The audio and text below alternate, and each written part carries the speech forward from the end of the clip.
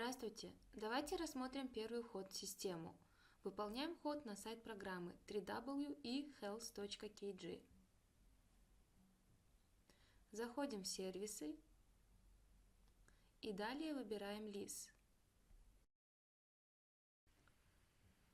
Логин предоставляется администратором. Первоначальный пароль на вход вы видите на своем экране. После первого входа система потребует сменить пароль на новый. Это делается только один раз. Требования к паролю следующие. Должна быть хотя бы одна заглавная буква, одно числовое значение и один знак. Нажимаем «Сохранить». И смена пароля прошла успешно. Теперь вы можете войти в систему с измененным паролем.